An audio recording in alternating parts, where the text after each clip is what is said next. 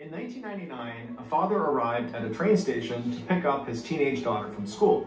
But when the train she was supposed to be on arrived at the station, she didn't get off. And so the father just sat in the parking lot, assuming his daughter must be late and she'll be on the next train. But as more and more trains came into the station, none of them were carrying his daughter. And so eventually, this father just left the parking lot and headed back home, believing his daughter must have found another way home. Unfortunately, though, that was not the case. It would turn out his daughter had made a fateful decision that day that would soon turn her and her family's lives into a nightmare. Got it. But before we get into that story, if you're a fan of the strange, dark, and mysterious delivered in story format, then you've come to the right place because that's all we do, and we upload once a week. So, if that's of interest to you, please soak the like button's underpants and then place them in the freezer. Also, please subscribe to our channel and turn on all notifications so you don't miss any of our weekly uploads. Okay, let's get into today's story.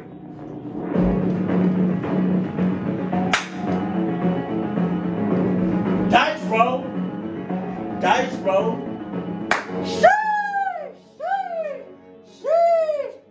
In 1998, the Barber family was living a charmed life. Michael and Elizabeth had been happily married for 20 years, and they had 3 beautiful daughters who ranged in age from 9 to 15, and they were all thriving. The family lived in a very modest, plain-looking home in Melbourne, Australia, but the second you stepped foot inside of that home, you would see it was bursting with life. The sounds of kids laughing and playing, and of Michael and Elizabeth happily chatting away filled every room. Now, the Barbers' lives were not perfect by any means. In fact, they struggled financially and lived basically paycheck to paycheck. However, they didn't let their financial struggles define them. Instead, Michael and Elizabeth put a lot of stock in another aspect of their lives that they were all undeniably rich in, and that was in creativity. Michael was a toy maker and a designer, and Elizabeth worked in children's literature. And each of the 3 Barber children were beginning to cultivate their own unique creative gifts. At 9 years old, Heather, who was the youngest, had developed a lovely singing voice. Ashley Rose, who was the middle child at 11 years old, had learned to play the flute. But the Barber's oldest daughter, 15-year-old Rachel, was really the star of the family. In fact, they called her that, Rachel Star. Rachel was an extreme... Wait a minute.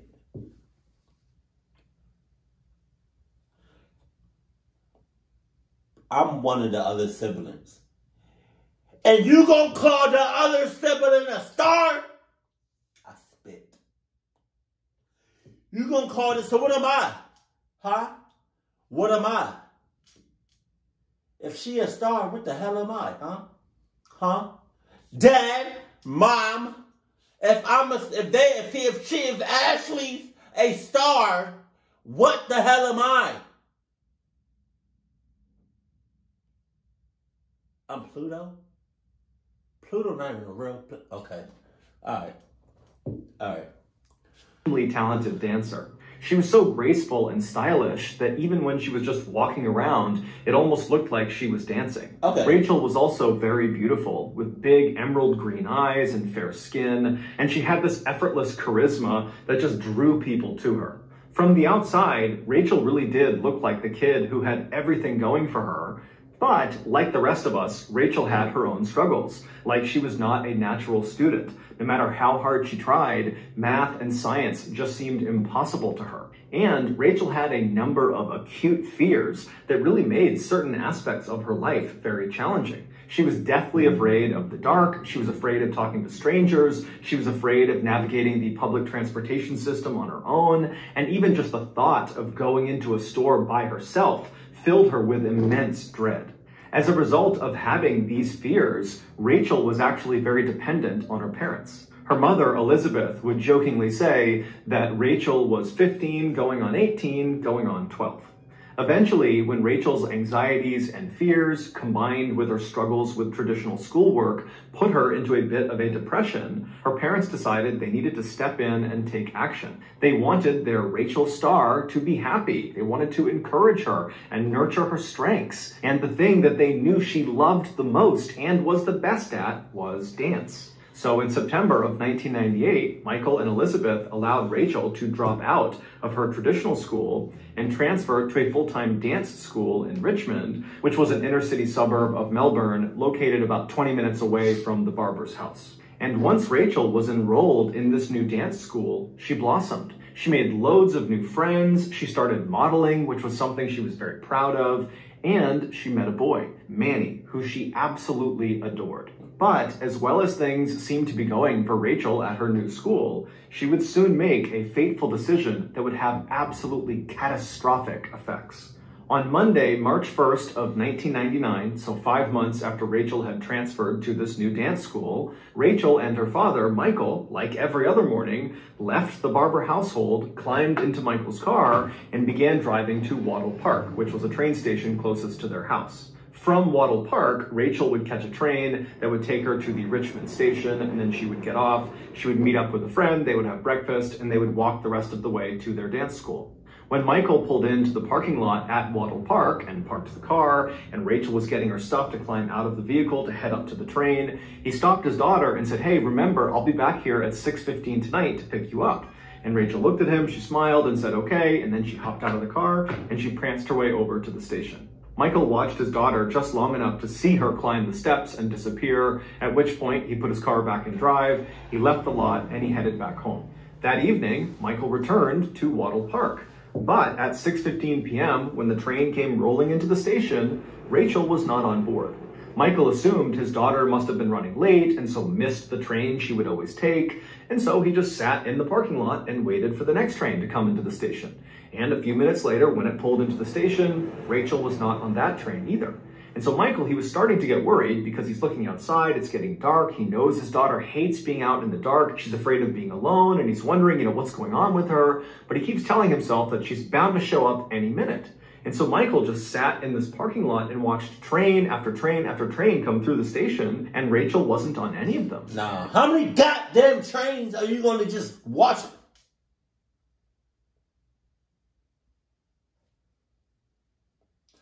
After at most, the second train, I would have called the police. Michael didn't have a cell phone, and neither did Rachel, so he couldn't just call her to see where she was. But finally, after a few more trains came through and none of them contained his daughter, he left the parking lot but went to his parents' house, which was much closer than his own home. And he rushed inside and he grabbed their phone and he called back to his home. And when his wife, Elizabeth, Rachel's mom, picked up the phone, he immediately asked her, "Hey, is Rachel home? Did she get a ride home from one of her friends?" And Elizabeth would tell Michael, "No, she's not here, and she hasn't called." This was the moment when Michael and Elizabeth instinctively knew something had to be wrong. Rachel was on time for everything, and if she was late, she would always call ahead or call afterwards and at least give some explanation. But to just go silent and not show up, that was not in character. And again, because it was pitch black outside and they knew she was probably alone, that was a situation they knew Rachel would never want to be in because it would have terrified her. And so Michael tells Elizabeth he's going to come home as fast as he can. They hang up. And then while Elizabeth is waiting for her husband to return, she picked the phone right back up and she dialed Manny's number. That's Rachel's boyfriend. She figured maybe Rachel was with Manny, or at the very least, maybe she checked in with Manny because most nights Rachel and Manny spoke on the phone. But when Manny picked up the phone, he would tell Elizabeth that he hasn't seen Rachel since earlier in the day, and she has not called him, which to him was odd. When Elizabeth asked Manny, what was my daughter doing when you were with her last? Manny would say, "Oh, we went out to a shopping mall near the school in Richmond, and we went to the shoe store, and Rachel actually walked up to a very particular set of shoes. They were these big platform blue chunky shoes, and she said that she was going to buy them the next day, and she was really excited about it." And Elizabeth, as she's hearing this, she knew exactly the shoes that Manny was describing, because just the day before, Rachel had taken her mom, Elizabeth, to the shoe store and pleaded with her to get those blue chunky platform shoes. But when Elizabeth had looked at the price tag, they were $100, and so they were too expensive. And so as Elizabeth is hearing Manny say that her daughter is talking about how she's going to buy these shoes the next day, Elizabeth is thinking, with what money? Rachel has no money. How could she possibly afford those shoes? And so she asked Manny, did Rachel say how she planned on affording those blue shoes? And Manny would say, actually, yeah. She told me that she had this secret job, but she wouldn't give me any more details about it. And she said that with the money from this secret job, she'd be able to buy these shoes. Manny would tell Elizabeth that Rachel really stressed that this secret job was nothing to worry about. It was nothing immoral. But as Elizabeth is listening to Manny tell her this, all her alarm bells are going off. She could not fathom any job that would require a 15-year-old girl to go out by herself at night doing something that was secret and give absolutely no information to her family. Every possibility just seemed bad. After hanging up the phone with Manny, Elizabeth began frantically calling all of Rachel's friends and acquaintances and different locations around town that she knew her daughter would frequent, but nobody had any information about where Rachel was. A little while later, Michael finally pulled into the driveway, and when he went inside, he talked to his wife briefly, but he could tell they had no new information. Their daughter was still not home. This was becoming a crisis. And so very quickly, Michael just left the house, got right back into his car, and he drove to the police station. But when he got to the police station, the police didn't really offer the response that he was hoping for. From the police's perspective, it sounded like a teenage girl has been missing for a few hours. And so in their mind, they're thinking, one, that's not an emergency yet. And two, she probably just kind of ran off. Teenagers do that. They come back the next day. It's normal. And so despite Michael's pleas to the police that no, this is different, my daughter would never do that. She would never run away. This is totally out of character. Despite all those pleas, the police said, look, Michael, just go home, wait, your daughter will be home soon. And if for some reason in the next few days, she does not come home, you come back and you tell us. And so Michael, now feeling totally devastated and terrified for his daughter's safety, finally did just leave the police station and he headed back home. And then he and his wife and his two other daughters had a terrible, restless night's sleep, wondering what was going on with Rachel. And then finally, when the sun came up the next morning, Michael and Elizabeth rushed out of their bedroom and headed into the kitchen, hoping, praying that Rachel would just magically be in their house again. But when they went into the kitchen, Rachel wasn't there. She had not come home. However, pretty early on this second day of Rachel's disappearance, Michael and Elizabeth would learn something new. Manny would get in touch with Michael and Elizabeth, and he would tell them that he remembered something Rachel had said during their final conversation the day before. She had told Manny that he had nothing to worry about with regards to this secret job because it wasn't immoral, it was totally safe. And Manny said, Rachel said there was an old female friend who was going to be there at this job site in some way participating that would keep her safe. And so Michael and Elizabeth have no idea what to make of this old female friend, but in a way it was kind of a relief because they know their daughter is basically terrified to be alone. And so at least knowing wherever she was with this old friend, that made them feel good. But the How? You don't know this old motherfucker. You do not. You not knowing who this person is equivalent to her being alone at night. Positivity about this new development quickly faded when they began calling around to all of Rachel's friends, both new and old, female and otherwise, and none of them were missing. Everybody was where they were supposed to be, and nobody knew anything about what happened to Rachel. The only intel the parents got from this round of calling all of her friends was that several of her friends said that the day before, the day Rachel disappeared, they had walked with Rachel back to the train station after school. And in fact, one of the friends told Michael and Elizabeth that they offered Rachel a ride home so that she wouldn't have to ride the train back home, but Rachel had turned it down, saying her father was going to be meeting her on the other end at Wattle Park at 6:15 p.m. The Barbers didn't know what to make of this. Did Rachel believe at the time that she could go do this secret job and still be back in time to meet her father at 6:15 at Wattle Park? Or did she lie to the friend who was offering the ride and make up the story that she planned on seeing her father when in reality she planned on ditching her father and going and doing this secret job for the night? But regardless of which of these things were true, the parents just still could not understand why by now, 24 hours later, their daughter still had not called to check in. Michael and Elizabeth found themselves wondering if they really knew their Rachel Starr as well as they thought they did. Maybe she had actually run away like the police suggested.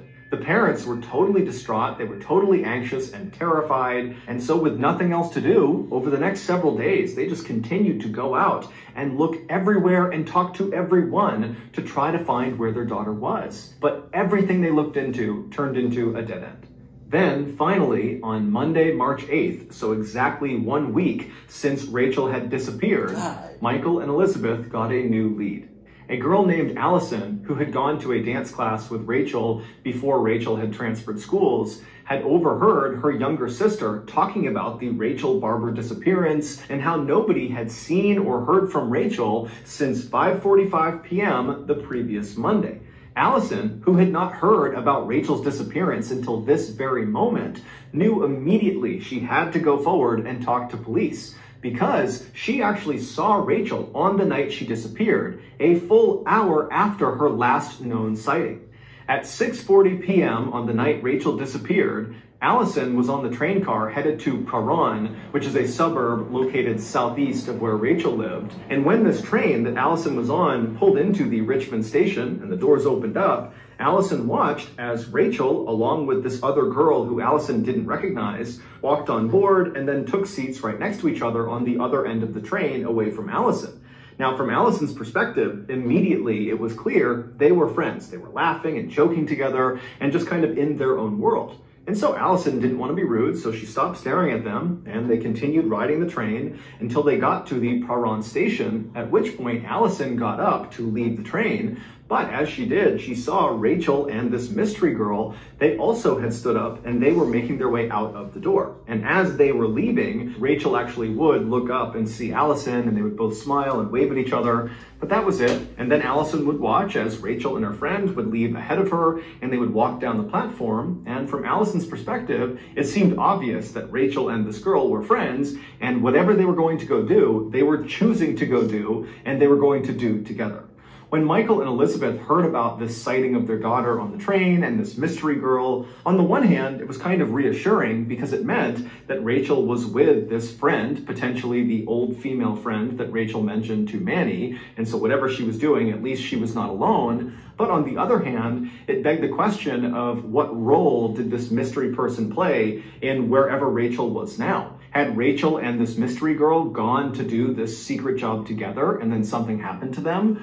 Or had this mystery girl been Rachel's accomplice and they had run off together like the police thought? Whatever the case was, the Barbers and the police at this point, who were looking much more seriously into the Barber case by now, they knew the next step was identifying this mystery girl. A couple of days later, on Thursday, March 11th, the police called in an artist to create a sketch of this mystery girl that Allison had seen on the train. Allison would describe this mystery girl as being older than Rachel, being heavier than Rachel, and very plain. That day, the police also ordered a trace on all of the phone calls going into the Barber residence on the day before she went missing, because they figured that if Rachel and this mystery girl were in cahoots on some sort of secret thing together, they likely communicated the day before. And when the phone call trace came back, there was one phone number in particular that stood out to police. There was a private phone number that called the Barber household twice on the day before Rachel disappeared. Once at 5:24 p.m., and that call lasted about 15 minutes. And then shortly after that call ended, the private number called back, and then there was another conversation that lasted about 30 minutes. It would take police another 24 hours, but eventually they would figure out who this private caller was. It was a 20-year-old woman named Caroline Robertson who very closely resembled the police sketch of the mystery girl that Allison had seen on the train. And it just so happened that Caroline Robertson lived very close to the Paran train station where Allison saw the mystery girl and Rachel get off. Additionally, Caroline was Rachel's old babysitter and was very close with the Barber family. And so it seemed very likely that Caroline was both the mystery girl on the train and the old female friend that Rachel had mentioned to Manny when she told him about this secret job. This new information was a huge relief. From Michael and Elizabeth's perspective and the police's perspective, it now seemed very likely that Rachel and Caroline had just snuck off together and were now probably hiding out at Caroline's apartment near the Paran train station. And so, believing they could put an end to this missing teenager drama that night, the police hopped in their cars and they drove over to Caroline's apartment. But when they got there at 5:25 p.m., they very quickly realized that things were not as they seemed. Police walked up to Caroline's front door and they knocked and began yelling out for Caroline and Rachel to come outside, but nobody yelled back and nobody opened the door.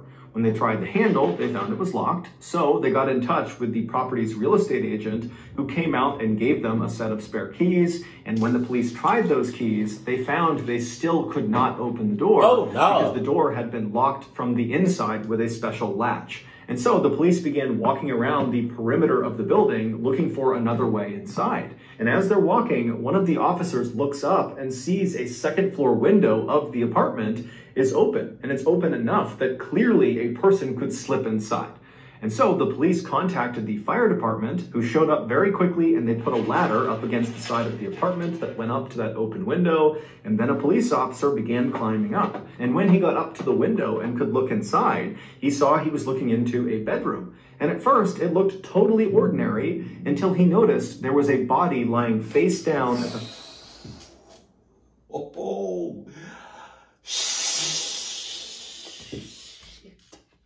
the bed on the ground. It was Caroline. The officer on the ladder immediately turned around and yelled for backup, and then he and other officers poured into the apartment, and before long, Caroline, who did actually still have a pulse, but she was totally unconscious and not responding, she was being rushed to the hospital. And while that was happening, the remainder of the officers who were on site, they all went into the apartment to try to find Rachel. And so as they're searching this apartment, which was totally messy, there was things everywhere, there were boxes everywhere. It almost looked like Carolyn had been packing her apartment to move, potentially, when something happened to her, causing her to fall unconscious inside of her bedroom. And so the police searched this apartment top to bottom, and they did not find Rachel. In fact, there was no trace of Rachel anywhere, except they did find a bag of clothes that looked like they were Rachel's size, not Caroline's size, but it wasn't clear if those were actually Rachel's clothes. And so the police just kind of walked around the apartment, gathering up anything that seemed suspicious, like they found rubber gloves and hair dye, they found some bank receipts and some notebooks with some strange writing in them, and they just hoped that some of this stuff might lead to Rachel. Back at the hospital, Caroline had regained consciousness, and even though she was very disoriented and seemed kind of out of it, the medical staff allowed the police to come in right away and start asking questions because they knew time was of the essence with Rachel. They had to find her. And so the officers came into Caroline's room and they sat down, and the first question they asked her was, "Do you know where Rachel Barber is?" And Caroline just stood there kind of stunned for a second and then just said, "Yes." Over the next few months, as Caroline's memory came back into focus, she would piece together one of the most unbelievable stories. The next few months? It's been months now, yo. Well, like 3-4 months since the race. Oh my God. That police in Melbourne had ever heard. The following is a reconstruction of that story based both on Caroline's testimony and on what police were able to actually fact check. Back on Sunday, February 28th, 1999, so the day before Rachel vanished, Caroline called Rachel and offered her a job. Caroline told Rachel that she was working on this psychology study and she needed participants. However, the study was highly confidential, so if Rachel did want to be a part of it, she wouldn't be able to tell anyone what she was doing. However, the study was quite lucrative for Rachel, and it really didn't require much of Rachel. All Rachel had to do was meet Caroline the following day after school was over at the Richmond train station, and then the two of them would ride the train to Prahran. They would get off, make their way to Caroline's apartment, and there they would conduct this psychological study, and when it was over, Caroline would pay Rachel $100 and the cost of transportation. And so Rachel, she was thrilled at the idea because she wanted those beautiful blue shoes, and so she said yes. So the next day, Monday, March 1st, Rachel wrapped up school, she made her way to the Richmond train station, she connected with Caroline, they hopped on board the train, they made their way to Prahran with Allison spotting them on the train as they went, and then when they got off the train at Prahran, Caroline and Rachel would make their way to a nearby pizza shop and get a pizza and some beer, and then they would walk the rest of the way to Caroline's apartment. Once they were inside the apartment, Caroline led them upstairs to her bedroom, and then they both sat down on the floor at the foot of the bed and began eating their pizza and having some beer and just laughing and exchanging some stories. And then after their dinner was over, Caroline told Rachel it was time to start the study, and it began with a guided meditation. Sitting next to Rachel, Caroline told her to stay calm, think happy thoughts, close your eyes, and just begin to breathe in nice and slow, breathe out nice and slow, and just feel yourself breathing in and out. And so Rachel did as she was told and began breathing in and out and being very calm. And Caroline, at this point, she stood up and began kind of pacing around the room, watching Rachel periodically and reminding her to think happy thoughts and stay calm and keep just listening to herself breathe in and breathe out. And then at some point, Caroline just stopped and stood right in front of Rachel and just stared at her really intently. And at some point, Caroline was confident that the drugs she had laced in the pizza that she had given Rachel were starting to take an effect. It looked like Rachel was starting to doze off. And so at that point, Caroline walked around behind Rachel, who still had her eyes closed. She's still doing the study, and Caroline pulled out a telephone cord. She wrapped it around Rachel's neck, and she pulled it as tight as she could. Immediately, Rachel came out of her trance, and she reached up and began trying to pull the cord off of her neck. But Caroline was easily 50 pounds heavier than Rachel and easily was able to maintain control over Rachel. And so Rachel is squirming and fighting and scratching and doing everything she can to try to get this cord off, but she can't. And eventually, the fight just leaves her body, and she goes still. Caroline would maintain tension on that cord to ensure Rachel was dead, but then eventually she would release the tension on the cord, at which point she would drag Rachel's body into a nearby closet and she would shut the door. 2 days later, Caroline would open that closet up and she would drag Rachel's body back out of the closet with the cord still wrapped around her neck, and she would roll Rachel's body up in a carpet and then stuff her inside of a large army duffel bag that Caroline had purchased for this exact reason, for disposing Rachel's body.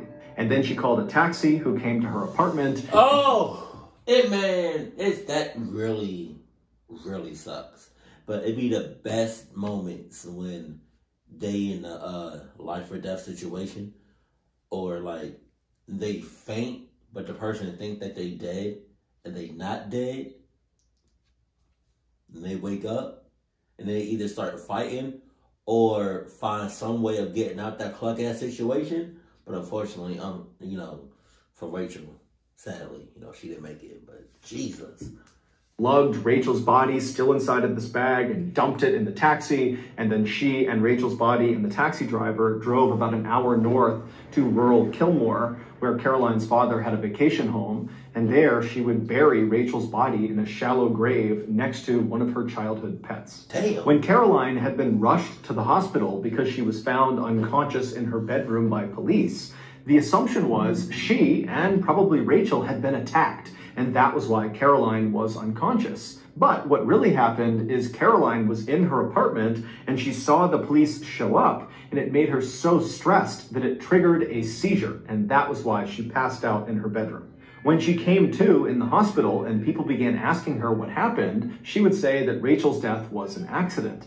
However, months later, after investigators had gone through all of the evidence they had collected from Caroline's apartment, they discovered Rachel's death was anything but accidental. According to the notebooks they found all over Caroline's apartment, which were basically Caroline's journals, Caroline hated herself. She totally loathed her physical image and who she was, and she was obsessed with the girl she used to babysit, Rachel Barber. Rachel was this beautiful, perfect person that Caroline wished she could be. And so one day, Caroline decided she would just stop being Caroline and would literally become Rachel. And to do that, she would kill Rachel and assume her identity. The secret job, the psychology study that Caroline offered Rachel, was a very intentional trap. She knew Rachel wanted money for things like those blue shoes, and she knew Rachel would trust Caroline. Caroline was her babysitter, and so Rachel would have no problem going into Caroline's apartment alone at night to get the money. Caroline planned to murder Rachel and stage it so it looked like Rachel had run away, and then afterwards, Caroline planned to lose 45 pounds and then get a nose job so she would look more like Rachel. And then to complete her transformation, Caroline would legally change her name to Rachel Barber. In November of 2000, Caroline Robertson pleaded guilty to murdering Rachel Barber and was sentenced to 20 years in prison. Yeah, what? In January of 2015, Caroline was released after only serving 15 of those 20 years. In the years after Rachel's death, Rachel's mother, Elizabeth, would write a book about the experience called The Perfect Victim, which would later be adapted into a major movie that starred some of Australia's biggest actors and actresses. On Wednesday, March 24th, 1999, Rachel Barber's body was once again lowered into the ground, except this time she was surrounded by friends and family and people who loved her. Over 850 people attended Rachel's funeral. They brought letters and poems and toys, which were all buried with Rachel, as were the blue shoes that Rachel so wanted that she planned to buy with the $100 Caroline had promised her. So what about what about Caroline? Where is she at right now? Because she's crazy. She's crazy. And I feel like if she was to be a babysitter again, she'd do the same shit all over again. It'd be